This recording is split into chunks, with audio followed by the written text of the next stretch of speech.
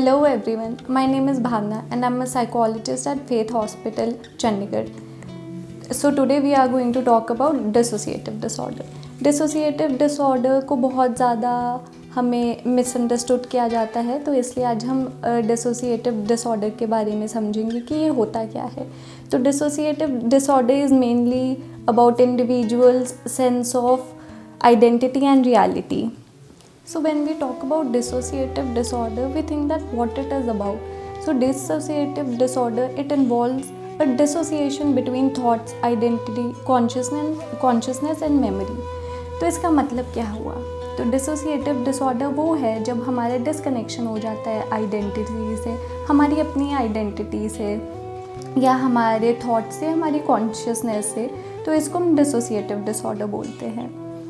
तो अब हम सोचेंगे कि डिसोसिएटिव डिसऑर्डर के सिम्टम्स क्या हो सकते हैं या किन चीज़ों की वजह से डिसोसिएटिव डिसऑर्डर लीड ऑन हो सकता है.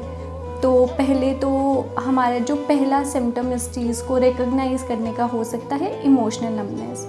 इमोशनल नमनेस में ये होता है कि we don't usually feel anything, we just feel that we are numb. तो ये हमारा पहला सिम्टम हो जाएगा. दूसरा सिम्टम होगा कि लॉस ऑफ टाइम. ये लॉस ऑफ टाइम में यूजुअली ऐसा होता है कि इंडिविजुअल्स समझ नहीं पाते हैं कि या वो रिकग्नाइज नहीं कर पाते हैं टाइम को या अपनी पर्सनल इन्फॉर्मेशन को, और ये चीज़ देखी जाती है कि लोग भूल जाते हैं. तो इसको बोलते हैं लॉस ऑफ टाइम. हमारा तीसरा सिम्टम इसको रिकग्नाइज करने के लिए हो सकता है कि किसी भी इंसान में अचानक से कोई भी बिहेवियर चेंज आना. तो वो बिहेवियर चेंज किसी भी चीज़ से रिलेटेड हो सकता है, उनके बात करने के तरीके से, उनकी प्रेफरेंसेस से या उनके मैनरिज्म से. तो हमारा अगला सिम्टम ये हो सकता है अनप्लान ट्रैवल. कभी कभार हमने किसी ना किसी से सुना होगा कि कोई इंसान किसी जगह पे चला गया और पता ही नहीं चला. उनको कैसे पता नहीं चला? तो ये जो होता है कि जब समझ ही नहीं आते कि दूसरा इंसान चला गया और वो इंसान खुद ही नहीं रिकग्नाइज़ कर पाते कि ये हुआ कैसे.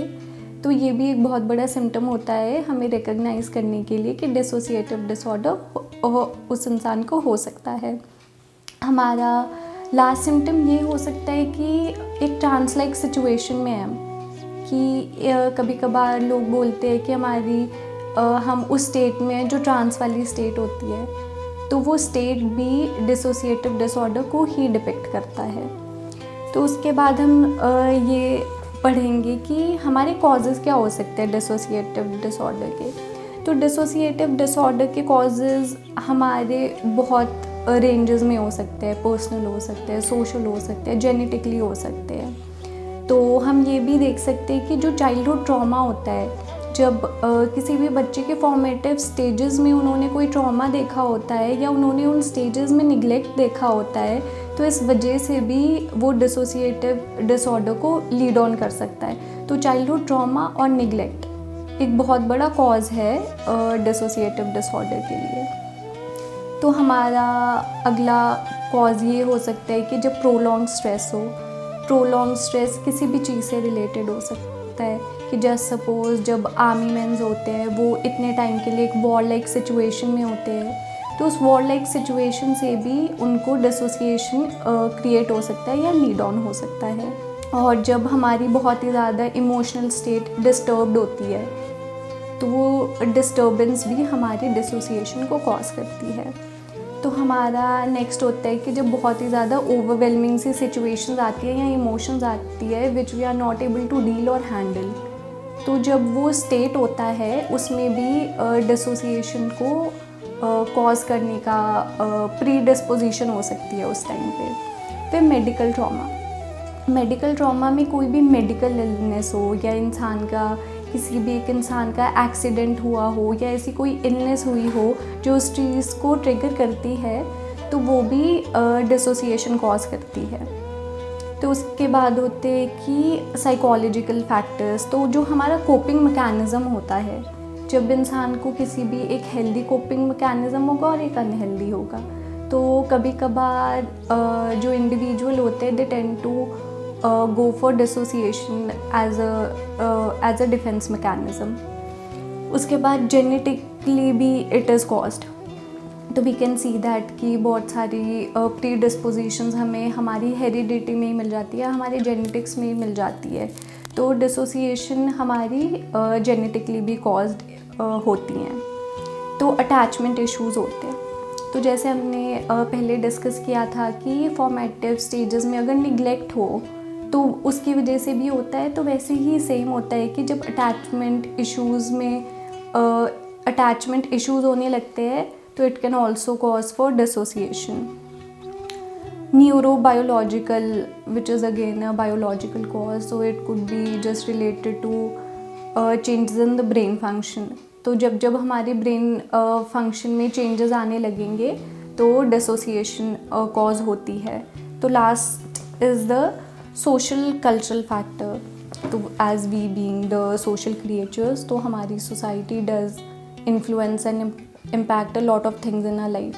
So it can also, whatever is going around us, it also can lead to a dissociation. Dissociative disorder के कुछ मेन करेक्टरिस्टिक्स भी होते हैं या कुछ मेन टाइप्स भी होती हैं जिसमें हम डिसोसिएशन को कैटेगराइज करते हैं। तो हमारा पहला होता है डिसोसिएटिव अमनीशिया। तो डिसोसिएटिव अमनीशिया क्या होता है कि जैसे हम डे टू डे लाइफ में भूल जाना, वो डे टू डे लाइफ में भूल जाना सबके लिए नॉर्मल होता है, बट जब अमनीशिया की बात होती है तो वो जो उस नॉर्मल फॉरगेटफुलनेस के आगे होता है कि जब याद ही नहीं रह रहा है, अपनी पर्सनल आइडेंटिटी याद नहीं रह रही है, वो कुछ भी, वो चीज़ें किसी भी चीज़ से रिलेटेड हो सकती है, अपनी आइडेंटिटी, घर कहाँ है, जाना कहाँ है, जब वो सारी चीज़ें भूलने लगते हैं तो उसको डिसोसिएटिव अमनीशिया कहा जाता है। दूसरा होता है डिसोसिएटिव आइडेंटिटी डिसऑर्डर।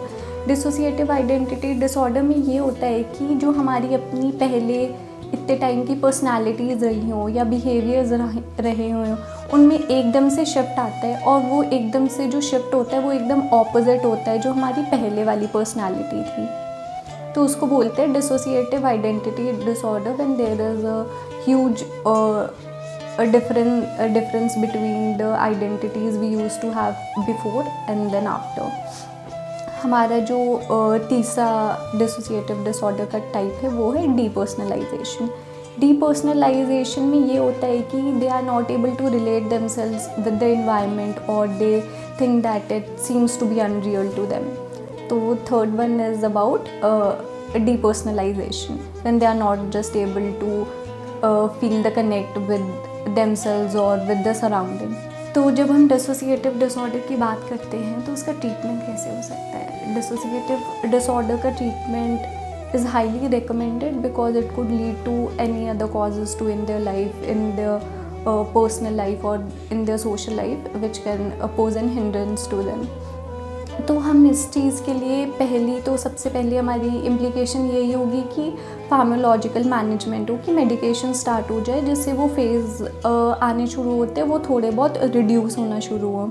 उसके बाद हमारे पास CBT होती है, कॉग्निटिव बिहेवियरल थेरेपी होती है, और DBT होती है जो डायलेक्टिकल बिहेवियर थेरेपी होती है। हम इनको ऑप्ट करते हैं जब थेरेपी सेशन स्टार्ट होते हैं, तब हम उसमें ये दो थेरेपीज़ को ऑप्ट करने की कोशिश करते हैं, और बाकी इंडिविजुअलाइजेशन भी हो सकती है एक इंडिविजुअल पे डिपेंड होते हुए।